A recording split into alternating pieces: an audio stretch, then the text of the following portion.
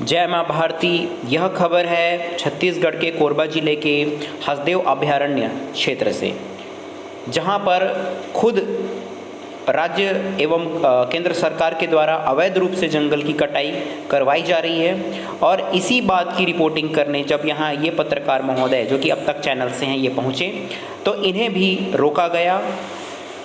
इनको रोकने में न केवल वहाँ प्रशासन बल्कि उनके साथ में कंपनी से भाड़े पर रखे गए लोकल गुंडे भी सम्मिलित थे। समझिए, देश के चौथे लोकतंत्र को रोका जा रहा है। बोला जाता है कागजों पे कि ये जो हम पत्रकार जो हैं वो देश के चौथे स्तंभ होते हैं, सच्चाई को दिखाने की ज़रूरत वहाँ पर होती है। लेकिन जब हमने वहाँ पर कैमरा चालू करने की कोशिश की तो वहाँ पे आपको बताना चाहूँगा कि करीब 50 से ज़्यादा स्कॉर्पियो थी, जिसमें वहाँ के लोकल कंपनी की तरफ से जो लोकल गुंडे जो अपॉइंट किए गए थे वो बैठे थे। उन्होंने माइक छीनने की कोशिश की, उन्होंने कैमरा छीनने की कोशिश की कि अगर आप चालू करेंगे तो आप यहाँ से जिंदा भी नहीं जा पाएंगे। ये वहाँ की बातें थी।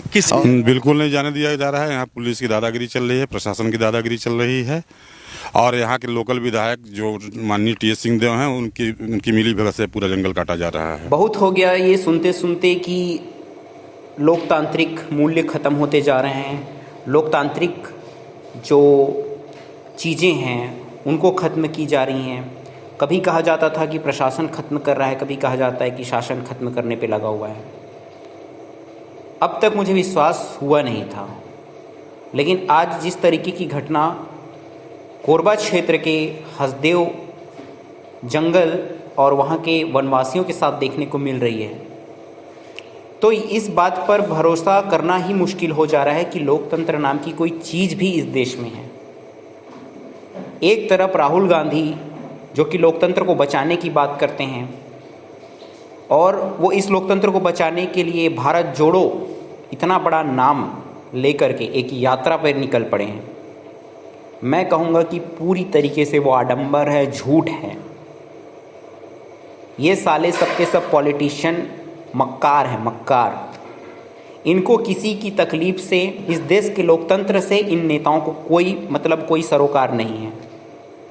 हसदेव जंगल जो कि हमारे लिए जीवनदायिनी होता है, जंगल जो कि हमारे अस्तित्व के लिए सबसे ज़रूरी चीज़ है, उसको इस तरीके से बर्बाद करने पे ये लोग तुले हुए हैं कि उसके लिए लोकतांत्रिक मूल्यों की बलि चढ़ाने से भी ये नहीं चूक रहे हैं।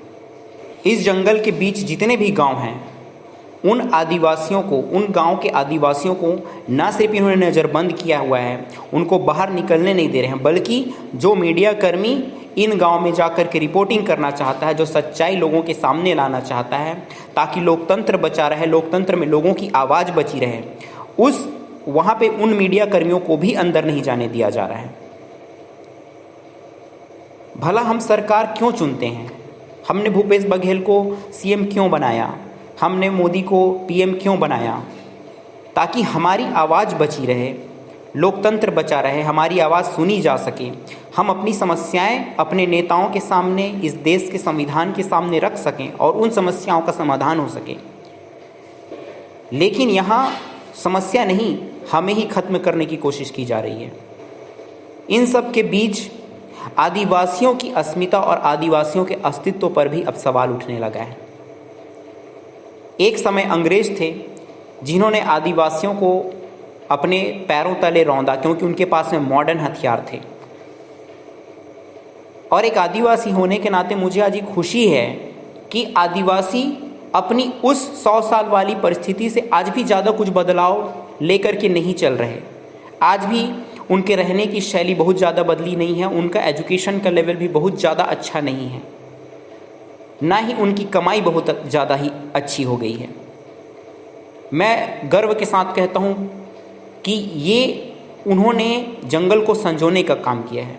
भले वो पढ़ने लिखने में विश्वास नहीं रखते या फिर ज़्यादा कमाई में विश्वास नहीं रखते, ज़्यादा मॉडर्न जीवन शैली में विश्वास नहीं रखते, लेकिन कहीं ना कहीं उन्होंने इस बहाने जंगल को बचाने का काम किया। और आज गवर्नमेंट जब जानती है कि इन जंगलों को काटने में उन्हें इन्हीं ग्रामीणों, इन्हीं आदिवासियों के बीच जन सुनवाई करानी पड़ेगी, तो उन्होंने जन सुनवाई को भी एक दरकिनार करके जो है अपनी मनमानी करनी शुरू कर दी है। बिना जन सुनवाई के जो है हसदेव के अंदर जंगल काटे जा रहे हैं। और जब ग्रामीणों ने इसके खिलाफ आवाज़ उठाने की कोशिश की तो उनके पंच सरपंच जो भी उनके प्रतिनिधि हैं उनको उठा करके जो है रायपुर में बिठा दिया गया कि जो यहाँ से सरपंचों को ले जाया गया 20-25-30 की संख्या में सरपंचों को ले जाकर रायपुर में जाके बैठा दिया गया है, ये बातें कहाँ तक सही हैं? हाँ, सरपंचों को यहाँ से ले जा करके उनको बैठा दिया गया। उन लोगों को बोला गया कि चूंकि ये थोड़ी सी आप लोगों का सहयोग चाहिए और जंगल काटने को लेकर के वहाँ पे जो प्लानिंग थी उसको कुछ सरपंचों ने लीक आउट कर दिया और लीक आउट करने के बाद सारे सरपंच विद्रोह भी किए हैं। आज पुलिस जो है वो प्रशासन के गुंडों का काम करी है, गुंडों का। इसके अलावा कंपनी ने भी अपने गुंडे बिठा रखे हैं उन ग्रामीणों के इर्द गिर्द और मीडिया के बीच। इस वीडियो में आप देखेंगे सुनेंगे कि किस तरह अब तक जो चैनल है उसके एक पत्रकार को धमकाया गया और उसने अपना दर्द जो है इस वीडियो में बयां किया है। आज क्या कहते साली में और हरिहरपुर में तमाम ग्रामीणों को बंधक बना करके रखा गया है। चलिए, उसका गवाह मैं खुद हूँ, मैं वहाँ पर से आया हूँ, उसका गवाह मैं खुद हूँ। आप जो बता रहे वो बिल्कुल सत्य है क्योंकि मैं वहाँ से आ चुका हूँ। और एक चीज़ आपको और बोलना चाहूँगा देश के प्रधानमंत्री मोदी जी से कि मोदी जी मैंने भी आपको वोट दिया था और एक अच्छे दिनों का वादा आपने किया था। आपने बोला था कि सबका साथ और सबका विकास। देश में जब आपकी सरकार आई तो जब 100वें नंबर में रईसों की सीढ़ी पे 100वें नंबर पर लड़े नहीं आता था, आज आपने दूसरे नंबर पर बैठा दिया। सबकी विकास करते करते आपने सिर्फ एक व्यक्ति का विकास किया और आप उसको पहला नंबर बनाने के लिए हमारे लोकतंत्र को कुचल रहे हैं।